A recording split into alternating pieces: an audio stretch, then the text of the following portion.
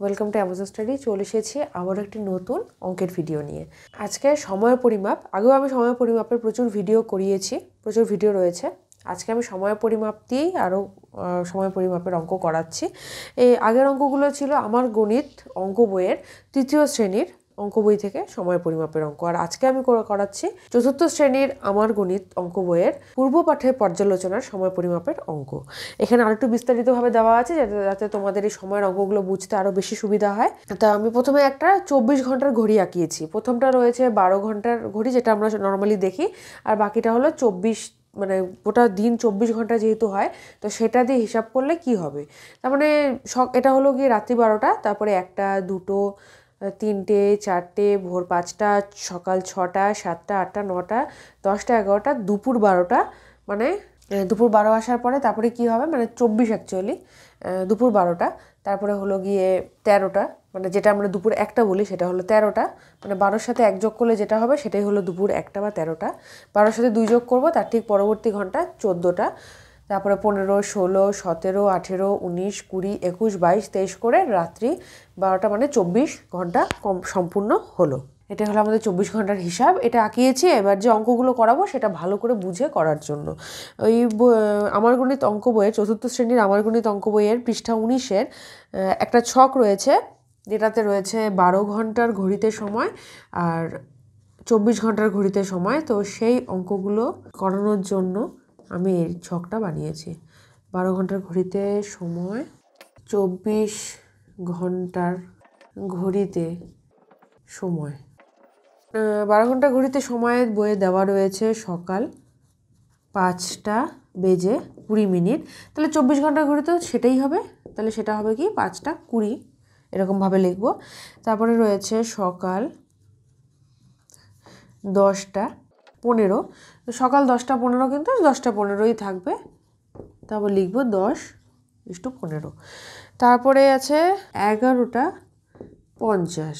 11:50 কী হবে, সকাল 11:50, একমাত্র সকালের সময়গুলোই কিন্তু মাঝখানের সময়টা, সকাল 11:50। এবার রয়েছে 12:30। 12:30 যদি ওখানে হয় তাহলে এখানে কি হবে, 12:30 ওখানে রয়েছে, তাহলে এখানেও হবে তাই, দুপুর 12:30। তারপরে রয়েছে দুপুর, এটা 12 ঘন্টার ঘড়িতে সময় হলো দুপুর 12:40, সেটা এখানে থাকবে 12:40। তারপরে কত হলো, দুপুর 1:22। দুপুর 1:22, সেটা 12 ঘন্টার ঘড়িতে সময় কত হবে, 12 যোগ 1:22। আমি বলেইছিলাম যে সময়টা থাকবে তার সাথে 12 দিয়ে যোগ করতে হবে, তাহলে এখানে কত হবে সময় আমরা বলবো 13:22। এটা হলো 24 ঘন্টার ঘড়িতে সময়। এবার হলো দুপুর 2:34, তো সেটা এখানে কত হবে, 12 যোগ 2:34, মানে 14:34। আরও রয়েছে 12 যোগ 2:51, তাহলে সেটা কত হবে 14:51। আর 12 ঘন্টা ঘড়িতে সময় কত হবে, দুপুর 2:51। তারপরে রয়েছে সময় দিয়ে দেওয়া 16:10, তাহলে সেটা কত হয়, 12 যোগ 4:10, মানে বিকাল 4:10। তারপরে রয়েছে সন্ধ্যা 7টা, 12 ঘন্টার ঘড়িতে সময়। 12 ঘন্টার ঘড়িতে সময় হলো গিয়ে সন্ধ্যে 7টা, তাহলে 24 ঘন্টার ঘড়িতে সেটা কত হবে, 12 যোগ 7টা, মানে 19টা। আরও রয়েছে, এখানে দেওয়া রয়েছে 22:21, তার মানে 12 যদি এখান থেকে নিয়ে নিই তাহলে যোগ হবে 10:21, তার মানে এটা কত হবে, রাত্রি 10:21। এই যে 22:21, তার মানে সেটা কত হবে 10, এই যে 10:21, তার সাথে 12 দিয়ে যোগ করলে তবেই 22:21 পাবো। এবার হলো গিয়ে 23:30, 23:30, তার মানে সেটা 23 এখানে হলো 11-র ঘরে আসলো, তার মানে 12 যোগ 11:30, তাহলে এখানে কত লিখবো, রাত্রি 11:30। তারপরে রয়েছে রাত 12টা, এই যে রাত 12টা, রাত 12টায় কত হবে? 12 যোগ 12 মানে 24 মানে 00। ট্রেনের সময় কিন্তু ঠিক এভাবেই দেখায়। এই 24 ঘন্টার ঘড়ির হিসাবে কিন্তু ট্রেনের সময়গুলো আমরা দেখতে পাই। তাই এই 24 ঘন্টার ঘড়ির হিসাবটা বুঝতে পারলে কিন্তু ট্রেনের সময়গুলো বুঝতে আমাদের অনেক সুবিধা হবে। কিছুই না, দুপুর 12টার পর থেকে সব কিছুর সাথে সব যে যত হবে ঘন্টার ঘরের সময়টা তার সাথে 12 যোগ হতে থাকবে। এই যে সবগুলোর কিন্তু 12গুলো ঘন্টার সাথে যোগ হয়েছে, মিনিট যেরকম আছে সেরকমই থাকবে। আর সেই সময়টা দেখে আমরা বুঝতে পারবো, যেমন 13টা দেখলে বুঝবো দুপুর, 16টা দেখলে বুঝবো বিকাল, 19টা দেখলে বুঝবো সন্ধ্যা, 22টা দেখলে বুঝবো রাত্রি, সেগুলো খুব ভালো করে বুঝতে পারবো। চলে যাচ্ছি পরবর্তী অঙ্কে। চলে যাচ্ছি পরবর্তী পৃষ্ঠার অঙ্ক, 20 নম্বর পৃষ্ঠার 1 নম্বর অঙ্কে।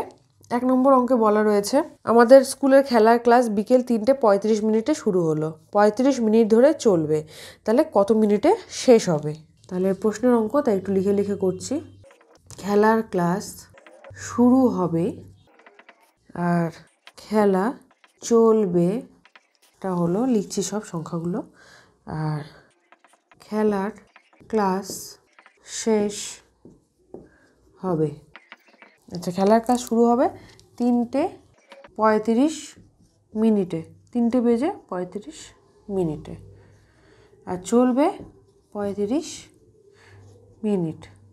তাহলে এখানে 5 আর 5 10, 3 আর 3 6 7, 3টে 70 মিনিটে শেষ হবে। তো 70 মিনিট বলে তো কিছু হয় না, যেহেতু 60 মিনিটে 1 ঘন্টা, এটা সবসময় মনে রাখতে হবে। তো এখান থেকে যদি 60 বের করে নিই তাহলে কত হবে? 60 যোগ 10 মিনিট, এই 60টা এখানে যোগ হবে, 4:10। এটা হলো উত্তর। উত্তর 4:10 খেলার ক্লাস শেষ হবে। চলে যাচ্ছি পরবর্তী অঙ্ক, 2 নম্বর অঙ্ক। এই অঙ্কগুলোতে আমরা আগেও করেছি, ওই জন্য এগুলো দেখে খুব একটা অসুবিধা হওয়ার কথা না। আমি সকাল 7:25 আমাদের বাগানের গাছে জল দিতে শুরু করলাম, সকাল 8:05 শেষ করলাম, তাহলে আমি কত মিনিট বাগানের কাজ করলাম? এটা অবশ্যই বিয়োগ করতে হবে। কাজ শেষ করলাম থেকে কাজ শুরু করলাম বাদ দিলেই কত মিনিট কাজ করলাম সেটা বের হয়ে যাবে। কাজ শেষ করলাম 8:05,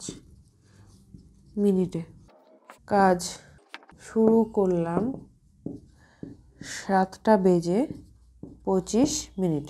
তাহলে কত মিনিট কাজ করলাম বিয়োগ করতে হবে। 5 থেকে 25 কখনোই বাদ দেওয়া যায় না, তাই এখান থেকে 1 ঘন্টা নিয়ে নিচ্ছি 8টা থেকে। তাহলে এখানে 7 পড়ে থাকলো, এখানে 60 যোগ হলো, 60 যোগ 5 মানে 65, 65 থেকে 25 যদি বাদ দিই তাহলে এখানে পড়ে থাকবে 40 মিনিট। আর ঘন্টার ঘরে উপরে 7 নিচে 7, 7 সাথে 0, তাহলে উত্তর কত হলো? আমি 40 মিনিট বাগানের কাজ করলাম।